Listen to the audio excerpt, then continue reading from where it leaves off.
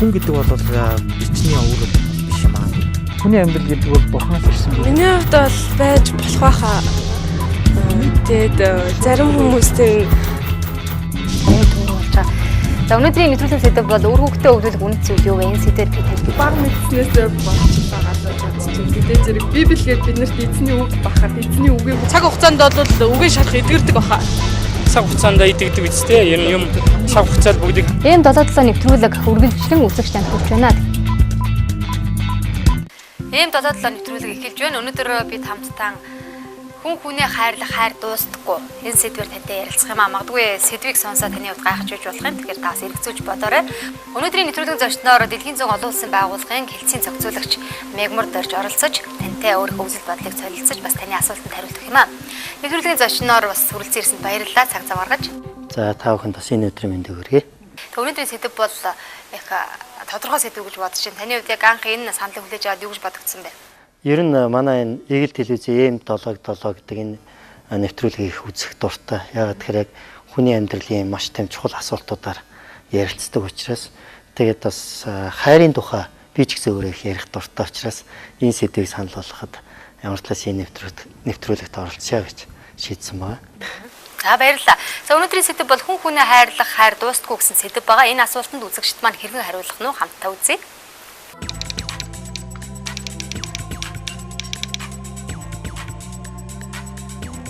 Үүнийхээ үүднээс болохоор хүний хайр те эндрэл бүх юм болохоор мөнгөн дээр тогтсны үүднээс л болж байгаа болов уу гэж бодож байна л да. Буурн мөхнө гэж ярихгүй болов гэж бодож байна. Би бол хайрыг цэцэгтэй урамлалтай зөөрлөдөг. Хүн хүний хайрлах хайр байгаа юм шиг байгаа хаа гэж бодож байна. Монголчууд айгуу тийм нинжин сэтгэлтэй бас уужим ухаантай тийм агуулсгалтай хүмүүс шүү дээ. Зүрх сэтгэл хайраараа ялгардаг шүү дээ амтнаас. Хүний үзэл бодол хүмүүслээс шалтгаалж байгаа л да. Одоо өнөөгийн нийгэм болохоор мөнгөний үнц нь айгүй эдгээрт болчиход байна. Үүнийхээ үүднээс болохоор хүний хайр те эндрэл бүх юм болохоор мөнгөн дээр тогтсны үүднээс л болж байгаа болов уу гэж бодож байна л да. Үүнийхээ үүднээс болохоор хүний хайр те эндрэл бүх юм болохоор мөнгөн дээр тогтсны үүднээс л болж байгаа болов уу гэж бодож байна л да. За тэгэхээр хүн болгоо ярьдаг мөнгөн дээр хайр тогтдоггүй тийм ээ. Тэгээ бол хүн хүнээ хайрлах зүйл бол илүү дээр хайр дээр итгэлцэл дээр тогтдог гэж ярьдаг боловч бодит байдал юм байна гэж бас олон хүмүүс хэлдэг байгаа. Тэгээд энэ хүмүүсийн нэг нь бас саяын төлөөлөл ах шиг байна тий. Тэгэхээр саяны залуугийн хэлснээр болвол ер нь яг мөнгнөөс уулж те одоо хайрыг бас тогтворгүй байна гэж байгаа шүү дээ. Тэгэхээр хайр мөнгө хоёр гэдэг бол хоёулаа амьдралын хүний амьдралын үндсэн хэрэгцээ байгаа тийм ээ. Тэгэхээр хүн болгонд мөнгөтэй болохыг хүсдэг. Хүн болгонд бас хайрлаж хайрлуулахыг хүсдэг байгаа. Гэхдээ энэ хоёр зүйл маань яг хүний амьдралд хоёулаа байх ёстой үндсэн хэрэгцээ боловч яг ижил байр суурьтай байж болохгүй гэсэн үг. Би бол тэгж боддог. Яагаад тэгэхээр хайр бол мөнгнөөс хавьгүй илүү үндсэнтэй, илүү чухал зүйл байгаа. Мөнгө жишээлбэл мөнгө болон мөнгөөр худалдаж авсан юм бол дуустдаг. Хизээ нэгэн цагт үгүй болдог. Харин хайр болвол хизээч үгүй болохгүй мөнхийн чанартай зүйл байна. Өөрөөр хэлбэл мөнгө хайр хоёрын уг мөн чанар нь бол өөр зүйлүүд юм а гэсэн. Тэгэхээр би ягаад хайрыг мөнхийн гэж хэлж байна гэхээр тэ хайр гэдэг бол угаасаа өөрөө мөнх зүйлээс бий болсон зүйл байна. Тэгэхээр хайр хүний амьдралд тэ хүний амьдралыг аз жаргалтай байх уугүй юу гэдгийг ч гэсэн шийддэг тийм зүйл байна л да. Нэг хүн хэлсэн байдаг л да. Хэрвээ чи аз жаргалыг үнэхээр нэг удаа мэдрахийг хүсэж байгаа нэгсээ хоолнд орж байгаа гэж тэ. Чи нэлээд хэсэг хугацаанд мэдрахийг хүсэж байгаа бол чи хүнтэй гэрлээ гэсэн мэдэг. Харин аз жаргалыг чи мөнхөд үрд мэдрахийг хүсэж байгаа бол чи үрд мөнхөд бусдыг хайрлаа гэж хэлсэн мэдэг.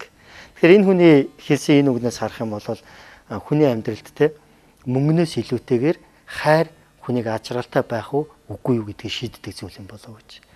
Тэгээд би түрүү хайр гэдэг бол мөнхийн зүйлээс үүдэлтэй гэдгийг хэлсэн байгаа. Тэгээд энэ бол миний итгэл үнэмштэй холбоотой зүйл байгаа. Жишээлбэл Библийн сударт анх энэ орчлын ертөнцийг цорын газ байдаг тийм мөнхийн бурхан бүтээсэн гэж хэлж байгаа. Тэгээд бидний сайн мэдгээр тэр бурхан бол анхны хүн Адам гэж эрэгтэй хүнийг бүтээсэн ба тий. Тэгээд яг тэр бүтээсэн үедээ яг Библиэлд юу гэж хэлсэн бэхээр бурхан өөрийнхөө дүр төрхийн дагуу хүнийг бүтээвэ гэж хэлсэн ба. Тэгэхээр энэ нь яг дүр төрхийн дагуу гэдэг маань бурхан өөрийнхөө өөрийнхөө мөн чанартай адилхан мөн чанартай хүнийг бүтээсэн гэж хэлсэн. Тэгвэл Библиэ юу гэж хэлдэг вэ гэхээр бурхан болвол хайр юм а гэж хэлсэн байна. Тэгэд бурханы мөн чанар хайр учраас хүний мөн чанар бас хайр байх ёстой гэсэн. Тэгээд тэр бурхан мөнхийн учраас хайр бас мөнхийн юм а гэсэн. Тэгэхээр энэ нэвтрүүлгийн гол асуулт болох те хүн үнэ хайрлах хайр дуустдаггүй гэдэг энэ асуултанд би бол одоо ингээд шууд хариулахад бол хүн үнэ хайрлах хайр бол дуустдаггүй бас дуусгаж болохгүй гэж би хэлмээр байна л да. За баярлалаа. Тэгээ өнөөдрийн нэвтрүүлгийн сэдэв бол хүн хүнээ хайрлах хайр дуустдаггүй гэсэн сэдвээр тантай ярилцаж байгаа. Тэгээ таны хувьд бас энэ талаар эргцүүлж нэгийг бодож байгаа хаа гэж бодож байна. Яг тэгэхээр сүүлийн үед хүн хүнээ хайрлах хайр алдагдаж байна тийм ээ. Бие биендээ итгэхэ болчихжээ. Ер нь хайр ямар зүйл дээр ямар үнцэнээр бидэнд бий болд юм бэ? Энэ талаар хүмүүс баг мэдээд байна гэдэг олон зүйлийг бид сонсож байна. Тэгвэл яг энэ тал дээр та юу гэж бодд юм бэ? Та бидэнтэй бас өөрийнхөө санал бодлыг илэрхийлээрэй. Нэвтрүүлгийн дагуур гарч байгаа имэйл хаяг болон утсаар өөрийнхөө үзэл бодлыг чөлөөт илэрхийлэх боломжтой гэж үзэгч танд хэлмээр байна. Нэвтрүүлэг маань үргэлжилж байна. Мэдхгүй байна бас хариулж. Ер нь бол буурн мөхнө гэж ярихгүй болвол гэж бодож байна. Миний бодлоор бол өшөөл бие биенээ хайрлах, бие биендээ итгэх, итгэл хайрлах энэ бол маш чухал сэдв юм да. Тийм. Буурн мөхнө гэж ярихгүй болвол гэж бодож байна. Тэгэхээр сая үзэгч бас хэлж байна. Харин гал буурн бөхнө гэж ярьж болохгүй хаа тийм ээ. Харин энэ тал дээр илүү нухастай ярих ёстой гэсэн ийм үзэл бодлыг илэрхийлж байна. Энэ бол яалтчгүй үнэн шүү дээ. Бид нар бол хайрын тухай мэддэг хэрнээ яг өнөөдрийн нөхцөл байдлыг харахаар яг л тэр бодит байдал дээр мөнгөн дээр эд материал дээр тулгуурласан энэ хайр бий болоод байна л гэж яриад байгаа шүү дээ. Эний бодит жишээ бол 500 мянгтай холбоотой тийм. Сүүлийн статистикийн дүн ч гэсэн яг энийг бас баталж харуулж байгаа. Өнгөрсөн 12 сард зөвхөн Баян зүрх дүүрэгд 1/7 40 Монгол гэр бүл салж байна гэсэн мэдээлэл байсан. Тэгээ энийг бол нөгөө 500 мянгтай холбож ярьж ирсэн байгаа тийм. Гэхдээ яг хайр яагаад тогтворгүй байна гэж тийм. Яг 500 мянган төгрөгтэй холбоотой холбоогүйгээр угаасаа Монголд нэг жилд хэдэн 10 мянган гэр бүлүүд салж байгаа. Тэгэхээр яагаад ингэж хайр тогтворгүй байна гэхээр хүмүүс хайрыг мэдгүй дээ биш. Ер нь бол хүн төрөлхтөн хайрын тухай хамгийн их ярьдаг шүү дээ тийм. Бид нар бага байхдаа л хүүхэлдэйн кино үзэнгүүтэл тийм хайрын тухай хүүхэлдэйн кино байж идэг. За тэгэл найз нөхдөйгөө уулзаад ярьж байхад бид нар хайрын тухай ярьдаг. Гэртээ орж ирэл зуртаа асах юм бол тий одоо явж байгаа дуу тий клипүүд бүгд л хайрын тухай байдаг. Сүүлийн үед бол тэгээд телевизээр бол солонгос сериалууд бол тий өнгийн хайрын тухай ярьж шүү дээ тий. Тэгэхээр ингээд бид нар хайрын тухай маш их сонсдог. Гэхдээ хүмүүс хүн төрөлхтөн хайрын тухай хамгийн их ярьдаг хэрнээ хүн төрөлхтний хамгийн их дутдаг зүйл бол бас хайр болчихдог. Тэгэхээр хүмүүс яриад байгаа хэрнээ яг жинхэнэ хайрах үн цэнийг мэдэхгүй байгаа учраас яг энэ хайр тогтворгүй байдал руу шилжиж байгаа юм болоо гэж бодож байна л да. Тэгэхээр мэдээж хайрын галыг бөхөөхгүй байх нь маш чухал. Тэгэхээр бид нар даарж байгаа үедээ тийм ээ галд түлээ хийгээд тийм галыг өртгөн чухал байдаг. Хэрвээ бид галыг өртгөх юм бол элч нь биднийг дулаацуулдаг. Үүнтэй адилхан бид нар хайрыг бид нар өртөх хэрэгтэй. Тэгвэл хайрыг өрдөнө гэдэг чинь юу гэсэн үг вэ гэхээр хүмүүс хайрлуулах их дуртай байдаг, хайрыг авах их дуртай байдаг. Тэгээд хайрыг авах арга замаа хайгаад явааддаг. Тэгээд буруу хаалгануудыг тогшоо явааддаг. Харин хайрыг авна гэдэг бол авахын тулд бид юу хийх ёстой вэ гэхээр хайрыг өгөх хэрэгтэй буюу өрдөх хэрэгтэй. Галыг модоор өртөд элч нь биднийг эргээд дулаацуулдаг шиг тий бид бусдад хайрыг өгснөөр эргүүлээд бусдаас хайрыг авдаг гэсэн. Тийм учраас хайрын галыг бөхөхгүйгээр өртөх нь бол маш чухал зүйл байгаа гэсэн. Тэгээ манай монголчууд болохоор нэг тийм ийм зүйл ажиглагдаад байдаг л та. Жишээлбэл маа нэг найз одоо гэр бүл судлаач. Тэгээд 35-аас 50 настай хүмүүсийн яг дунд насны хүмүүсийн амьдралыг судлаад үзэхэд монголчууд нэг 35-аас дээш насалсан гэр бүлийн хосууд хоорондоо бол маш тийм хөндөй болж байна гэж. Тэгээд яг мэдээж олон зүйлөөр шалтгаалж байгаа. Өөр хүүхдүүдээсээ болж байна, ажил төрлөөсөө болж байна, завгүй байдлаасаа болж байна. Тэгээд нэг за Монгол гэрт ингээд хүүхдүүдийнх нь нүдэн дээр л аав ээжээр ил амьдрын шүү дээ. Тэгээ эхнэрийг одоо юу гэдэг те агшаа харцсан махаа өшгөлөө зогсож байгаа нөхөр нь гинттэй хайрламар санагдал ардаас нь очил тэврээд тохоор хөөч чи яагаад та цаашаа бай те хүүхдэд хараад нь юундаа нэлуураад байгаа гэдэг. Тэгээ энэс нь болоод эрэгтэн ерөнхийдөө эхнэрлүгөө те ерөнхийдөө бол тийм хайр халамжтай байдлаар хандаж чадхаа болцдог ч гэдэг юм. Тэгэхээр яг үнэндээ бол ийм байдал бол жоохон гэр бүлүүдэд те хайрыг жоохон гэж бөхөх те гэр бүлд хүүтэн хүндийн харилцааг авчрах ийм зүйлүүдийн бас үнс болоод байт юм болов уу гэж те. Би нэг удаа Sky дэлгүүр дотор хүнсээ цуглуулад энэ төрдөг тэрэг төрцөн явж байгаа. Тэгээ миний урталд нэг хоёр цагаан арьстай Европ эмээ өвөр гар гараас хөтөлцсөн явж байгаа. Тэгээ би нэг харчаал санаандгүй нэг юм авч тэрэгэн дээр тавьчих дахиад цааш явах гэж миний урд юм тэгэлгүй. Ингээ харсан чинь нөгөө эмээ өвөр өөдөөдөөсөө харалтцсан. Яг нэг хошуунтаар үнсэлтсэн зогсож байсан байхгүй. Би анх удаа амьдралдаа эмгэн өвгөө үнсэлж байгааг харсан. Гэхдээ надад ямар санагдсан бэ гэхээр те яг тэргээд нөгөө тийш нь залаад түрээ явж байхдаа хайр гэдэг чинь энэ юм байна да гэж би бодсон баг. Яг нөгөө нэг эмээ өвөө болтлоо би энийг хайрлая гэж тийм ээ. Тэгэхээр энэ бас бидний хувьд бол ялангуяа гэр бүл болсон хүмүүстэй одоо үр хүүхдүүдийн нүдэн дээр би энийг хайрлаж халамжилж хайраа үйлдэлээр харуулна гэдэг бол чухал баг. Яг тэгвэл аав ээж хоёрын хүүхдтэй өгөх те хамгийн том бэлэг бол хүүхдүүдийнхаа нүдэн дээр бие бинийгээ хайрлах гэж. Тэрнээс хүүхдүүд эрэгтэй хүн чи эмэгтэй хүнийг ингэж хайрлаад юм байна. Эмэгтэй хүн эрэгтэй хүнийг ингэж хайрлаад юм гэдгийг сурдаг. Ирээдүйдээ түүнийгээ ч гэсэн өөрийнхөө амьдрал хэрэгжүүлдэг гэсэн. Тийм учраас гэр бүлүүд ийм яг хайрын үйлдэлтэй байх юм бол хайрын гал бүхэх нь бас бага юм болоо гэж. За баярлалаа. Ийм додоодлоо нэвтрүүлгийг үргэлжлүүлэн хүлээн авч үзэж байгаа үзэгчдэнд баярлалаа. Өнөөдрийн сэдэв бол хүн хүнээ хайрлах хайр дуустгүй гэсэн сэдвээр тантай ярилцаж байна. Нэвтрүүлгийн зөвшнөр Дэлхийн зам Монгол олон улсын байгууллагын хэлтсийн зохицуулагч Мэрмэр Дорж оролцож тантай үзэл бодлоо илэрхийлж байгаамаа. Нэвтрүүлэг үргэлжилж байна. За хайр дуусна гэж бол байхгүй. Хайр бол угаасаа хизээч дуусахгүй зүйл дээ. Зүгээр би бол хайрыг ургамалтай магадгүй цэцэгтэй ч юм уу зөөрлөж боддог. Цэцэг ургамал байнга л усалж явахгүй бол хөл гандчдаг штэ. Хэрвээ услаад тордоол тохирсон температурт нь байлгаал тэ зэрлэгийн зулгаагаал ингэх юм бол гоё ургаал улам цэцгэлээл тэ. Тэгээд мэдээж иргэн тойрондоо баяр байсал ядчил цэвэр агаар өгдөг штэ. Тэрнтэй адилхан би бол хайрыг цэцэгтэй ургамалтай зөөрлөдөг. Тэм учраас хайрыг ч гэсэн адилхан тордож усалж заримдаа магадгүй зэрлэгийн зулгааж тэ байх хэрэгтэй болоо гэж би боддог. Тэгэхээр хайр бол хизээч дуусахгүй. Хайр гэдэг зүйл өөрөө хизээч дуусахгүй. Хайрыг хүмүүс өөрсдөө дуусгадаг байж магадгүй л дээ. Би бол хайрыг цэцэгтэй ургамалтай зөөрлөдөг. Сая үзэгчийн хувьд бол бас хэлж яана л да тий. Цэцэгтэй адилхан хайр гэдэг зүйл бол амьтаа зүйл тий. Тэрийг бид арчил тордох хэрэгтэй. Магадгүй зэрлэг нь ургах юм бол бид зэрлэгийг бас зулгаах хэрэгтэй тий. Ингэж ээж хайр цаашаа өсөж үржиж дэлбэлж хуржимсээ өгнө гэж ярьж байна. Энэ бол бас үнэн. Ягаад гэвэл хайрыг бид нар заримдаа мартчихдээ юм шиг байна тий. Би хайрлаж байгаа, чи хайрлаж байгаа. Тэгэл ингээл болоод байгаа юм шиг бодож байл нэг мэдхэд түрүүний ядгаар бөгцсөн байх бас болцсохгүй юм л да. Тэгэхээр саяны үзэгч маань бас хэлж шүү дээ. Хайр бол дуусахгүй гэдэг. Гэхдээ хүмүүс өөрсдөө дуусгах гэдэг магадгүй гэж тэ. Тэгэхээр үнэхээр яг хайрыг бид түрүү хэлсэн шүү дээ тийм үү? Өгжөөж авдаг зүйл юм а гэж тэ. Тэгэхээр өөрөөр хэлэх юм бол хайрын урсгалыг зогсоохгүйгээр урсгаж иж цутгуулж авдаг.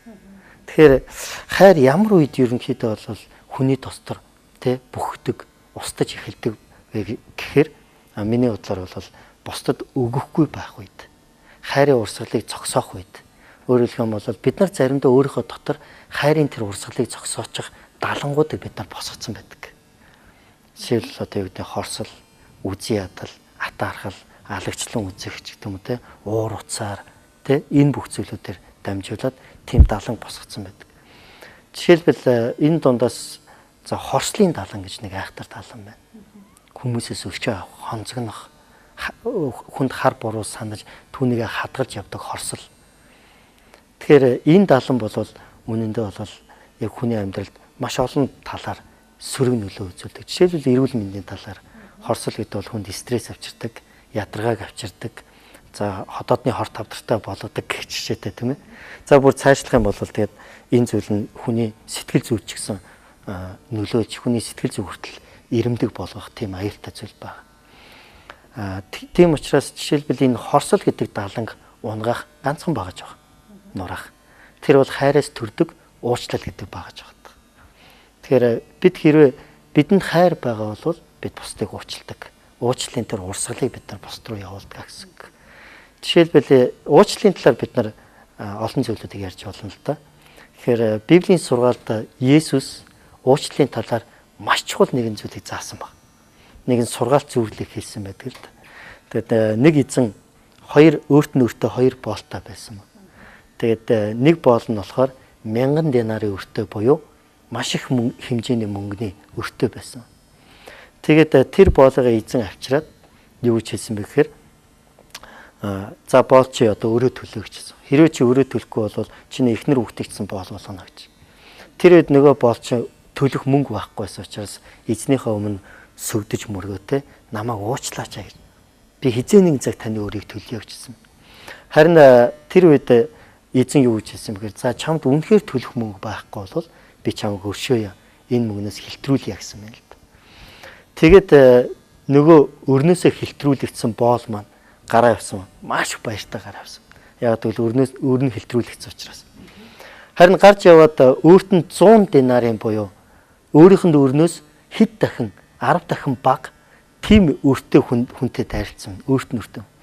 Тэгээд чи миний мөнгийг төлөө гэж. Нөгөө хүн нь уучлаарай. Надад одоо мөнгө байхгүй. Гэхдээ би мөнгөтэй боломжтой төлнө гэж гуйсан. Гэвч яасан бэ гэхээр нөгөө боолчин тэр хүнийг уучлалгүй багалзуурдаж барьж аваад шорондоо авчид хийцэн баг.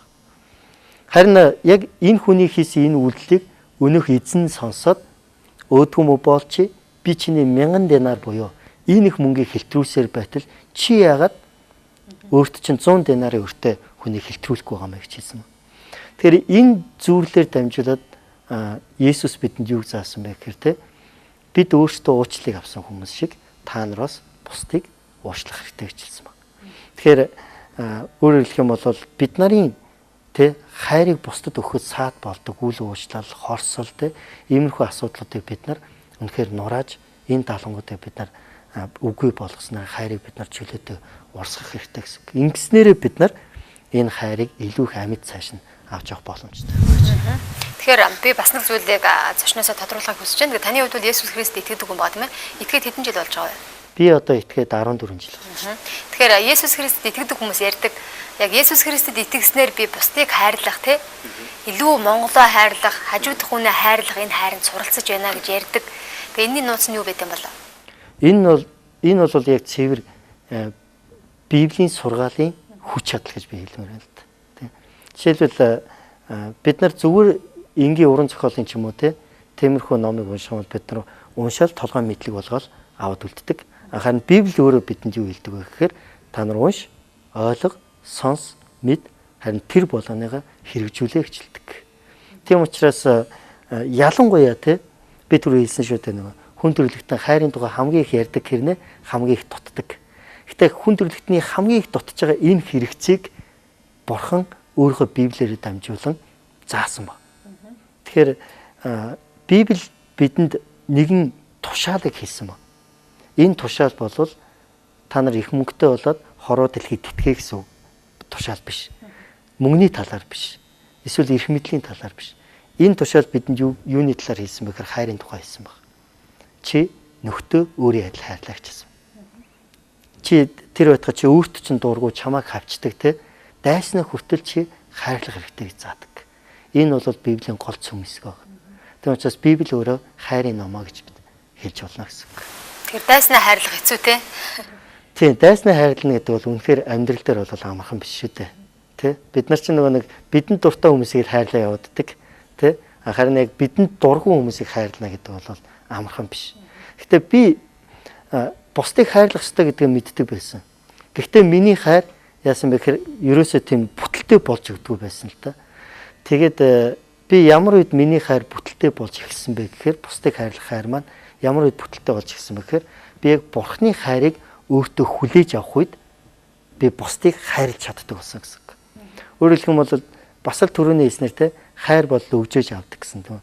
Тэгэхээр надад байхгүй юм би бусдад өгч чадахгүй шүү дээ. Тэгэхээр би Бурханаас хайр хүлээж авсан учраас тэр хайраа бусдад өгдөг болох энэ үед миний бусдыг хайрлах амьдрал маань илүү амжилттай болж ирсэн гэсэн. За баярлалаа. Нэвтрүүлэг үргэлжилж байна. Өнөөдрийн сэдэв бол хүн хүнээ хайрлахаар дуустдаггүй гэсэн сэдвээр бид тантай ярилцаж байна. Энэ асуултанд үзэгчд маань хэрэг хариулгыг хамтдаа үзье. Хайрцангуй гайгүй юм биш үү? Би л бодож байна. Хүн хүний хайрлах хайр байгаа юм шиг байгаа хаа гэж бодож байна. Монголчууд айгүй тийм нинжин сэтгэлтэй бас уужим ухаантай, тийм агуулсгалтай хүмүүс шүү дээ. Одоо бол хайрцангуй бас тэр сэтгэлээ, тэр бодлоо, тэр бүх нандин чанаруудаа гээгээгүй хаяаг байхаа гэж бодож байна. Тийм дуусаагүй дуусах болоогүй. Дуусахч байх. За хүн хүний хайрлах хайр байгаа юм шиг байгаа хаа гэж бодож байна. Монголчууд айгүй тийм нинжин сэтгэлтэй бас уужим ухаантай, тийм агуулсгалтай хүмүүс шүү дээ. Тэгэхээр манай үзэгчд бас хэлж байна л да тийм ээ. Монголчууд бол илүү бие биенээ хайрлах, нинжин сэтгэлтэй тэр зүйл байгаа гэж мэдээж байгаа байлгүй яах вэ? Бие биенээ хайрлаж байгаа учраас өнөөдөр Монгол улс бас оршин тогтнож байгаа тийм ээ. Тэгээд бас бие биенээ хайрлах хайр дуусахгүй, дуусчихгүй гэдэг. Энтэй бас бүх хүмүүс санаа нийлнэ. Тий. Би ч гэсэн санаа нийлнэ. Тий. Тэгэхээр түрүүн би хэлсэн төв үнэхээр яг хүний амьдралд хайр гэдэг бол хүний амьдралыг аз жаргалтай болгодог тий. Тэгтээ хүмүүс маань хайраар дутаад байгаа шүү дээ. Тэгээд энэ дээр би бас нэг зүйлийг нэмж хэлмээр байна л да. Тэгэхээр яг бид нар энэ хайрыг дуусгахгүйгээр цааш нь үргэлжлүүлэн авч явхад бид нарт хайрын тэр хөшүүрэг бас нэг чухал зүйл хэрэгтэй байдаг. Тэр бол зориулалт юм. Зориулалт. Өөрөөр хэлбэл зориулалт гэдэг бол өөрөө биднээс яг бүтэн зүрхийг шаардж идэг. Тэгэхээр бид нар яг бүтэн зүрхээрээ бусдыг хайрлана гэдэг бол их чухал зүйл байна. Ялангуяа эхнэр нөхөр хоёр гэр бүлийн амьдрал тийм үү. Би нэг эмэгтэй нөхөр болсон бол би тал зүрхээ эхнэртээ өгөөд тал зүрхээ өөр эмэгтэй зориулаад тавьж болохгүй гэсэн. Энэ бол зориулттай хайр биш. Зориултгүй хайр хизээ нэгэн цагт унтардаг, тэнцэнс гэр бүл салалт ч юм уу те асуудлууд үүсдэг. Харин яг зориулттай хайр гэдэг бол чухал зүйл байгаад байна. Тэгэхээр өнөөгийн Монголын нийгэмд бас ялангуяа залуучууд ийм нэг зориултгүй зүгээр нэг те одоо гаднах байдлын хөнгөн тэр хайраар жоох ингэж яваад байгаа юм шиг санагдаад байна л да. Тэгээ саяхан би нэг таньдаг хүнээсээ нэг харамсалтай гэмээр нэг зүйл сонслоо л да. Тэр надад ярьсан хүн болохоор оюутан хүн байхгүй. Гэсэн чинь ангийнхан нэг охин ангийнхаа охтуудтай юм яриа суужснаа тэгж ийн гэж байгаа байхгүй. Зүгээр нэг оюутан охин шүү дээ. Яа өчигдөр өрөө бааранд найз бантайгаа явж байгаа нөхөртөөгөө дайралтад гэж ярьж байгаа байхгүй. Тэгээд энэ одоо яг үнэндээ бол юу гэсэн үг вэ те?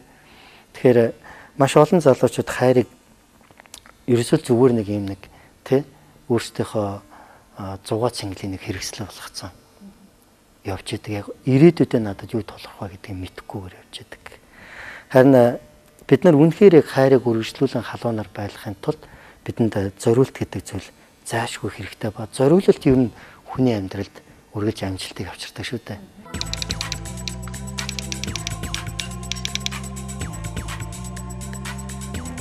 Үүнийхээ үүднээс болохоор хүний хайр те энэрэл бүх юм болохоор мөнгөн дээр тогтсны үүднээс л болж байгаа болов гэж бодож байна л да. Буурн мөхнө гэж ярихгүй болвол гэж бодож байна. Би бол хайрыг цэцэгтэй ургамалтай зөвөрлөдөг. Хүн хүний хайрлах хайр байгаа юм шиг байгаа хаа гэж бодож байна. Монголчууд айгүй тийм нинжин сэтгэлтэй бас уужим ухаантай, тийм агуулсгалтай хүмүүс шүү дээ. Зүрх сэтгэл хайраараа ялгардаг шүү дээ амтнаас. Мэдээж хүмүүний хайр бол юу тэр бол дуусна гэж байхгүй шүү дээ. Мэдээж хүн юугаар амтнаас юугаар ялгагддгийг хүн бол зүрх сэтгэл хайраараа ялгардаг шүү дээ амтнаас. Зүрх сэтгэл хайраараа ялгардаг шүү дээ амтнаас. Тэгэхээр энэ бол үнэн тийм ээ. Бид амтнаас юугаар ялгарч байгаа юм бэ? Бие бинийгээ хайрлах хайр байна, сэтгэл хөдлөл байна тийм ээ. Энэ бүхий зүйлээрээ бид адгууснаас ялгарч байгаа. Тэгвэл харамсалтай сүүлийн үед адгууснаас ч доор авирилж байна тий. Биднийг бас чихэндээ житэхгүй, нүдэндээ житэх хэрэггүй тийм амар балмад үйлдэлүүд хүртэл өнөөгийн нийгэмд байна. Тэгвэл энэ юу хэлээд байгаа юм бэ? Заримдаа би ийм мэдээлэл сонсоод харамсдаг. Тэгэхээр магадгүй үзэгчдийн маань хувьд ч гэсэн зүрхэн шимширдэг баг. Тэгээ энэ зүйлийг харахаар энэ хайр гэдэг зүйл хүн төрлөختөнд байх хэвээр. Тэгээ яагаад энэ хайр гэдэг зүйлийг хүн мэдэрдэг юм болоо гэж хаяа би бас харамсдаг байгаа. Хайр гэдэг бол ер нь бол хүн болгонд байгаа. Гэхдээ яагаад ийм хэцүү асуудлууд гарч ирдэг вэ гэж те. Тэгэхээр энэ бол хүн хайрыг хувь хүн өөрөө яаж ойлгож, ямар нүдээр харж, ямар үйлдэлээр гаргаж ийна гэдгээс бас шалтгаалаад байгаа болов те. Тэгэхээр монголчууд жишээлбэл хайрын дотроо хална гаднаа гэл гаднаа их хатуу байдаг. Гэхдээ та одоо ямар хатуу юм бэ гэхээр миний хайр дотроо байгаа байхгүй юу гэж те.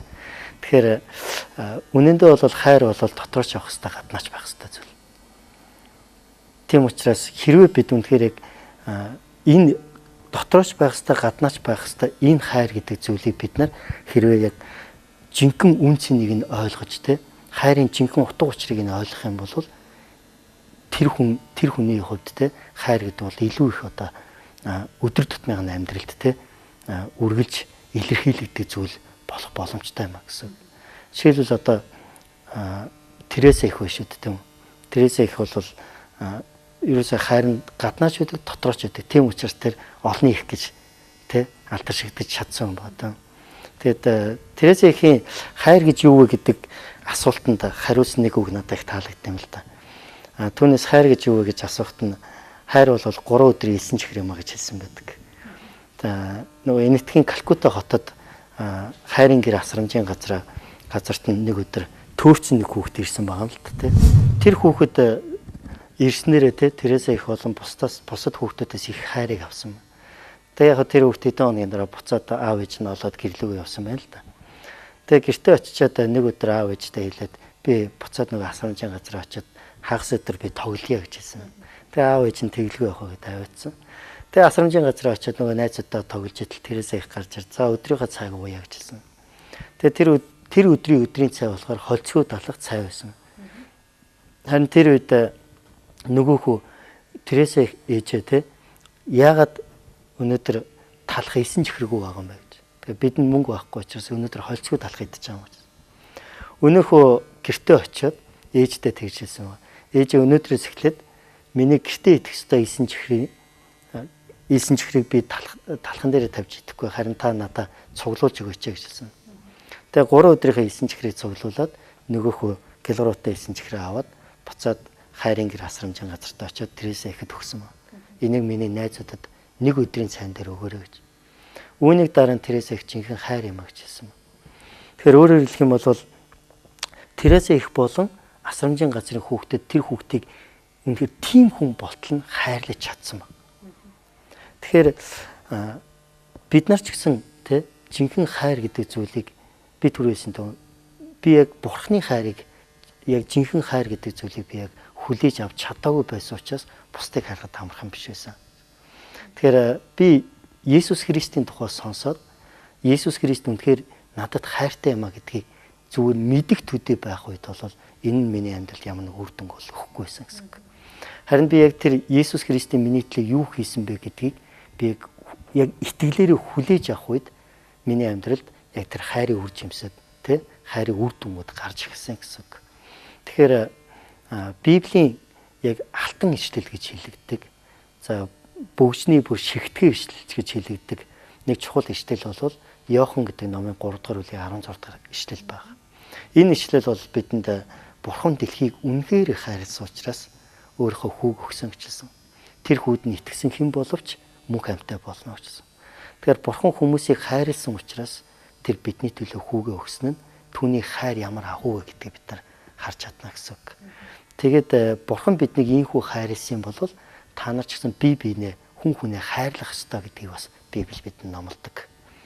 Тэгэхээр ер нь бол яг эцэст бол ингээд хайрын тухай дүгнэлт хэлэхэд бид Бурханаас хайрыг авдаг, тэр хайраараа бид бусдыг хайрладаг. Энэ л бол хүндрэлтний хайрын жинхэнэ утга учир үнц нь энэ юм болоо гэж би итгэдэг. За баярлалаа. Тэгэхээр нэвтрүүлэг маань өндөрлөх гэж байна. Нэвтрүүлгийн төгсгөлд ер нь үзэгчтэй хандаж та юу гэж хэлэх вэ? Тэгэхээр үзэгчтэй хандаад би нэг л өгүүлбэрийг хэлмээр байна л да. Тэгэхээр та бусдаар хайрлуулахыг хүсэж байгаа бол та эхлээд бусдыг хайрлаарай. Яг бол хайр гэдэг бол өгчөөж авдаг зүйл юм шүү гэж хэлмээр байна. За баярлалаа.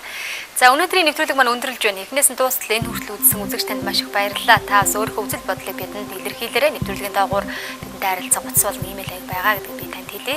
За өнөөдрийн сэдэв бол хүн хүнээ хайрлах хайр дуустдаг юм уу гэсэн сэдэв байлаа. Нэвтрүүлгийн зочноор Дэлхийн зөв Монгол олон улсын байгууллагын хэлтсийн зохицуулагч Мегмар дөрж оролцож тантай үзэл бодлоо илэрхийллээ. Бас таны асуултанд хариулт өглөө. Тэр хүн хүнээ хайрлах хайр дуустдаггүй маа. Зөвхөн хүн төрлөختөн бидэнд өгсөн энэ хайрыг хамтдаа бас бусдад өгж амьдрий гэж би таныг урамшуулмаар байна. Эх 7 хоногт шинэ нэвтрүүлгээр эргээд уулзъя баяр таа.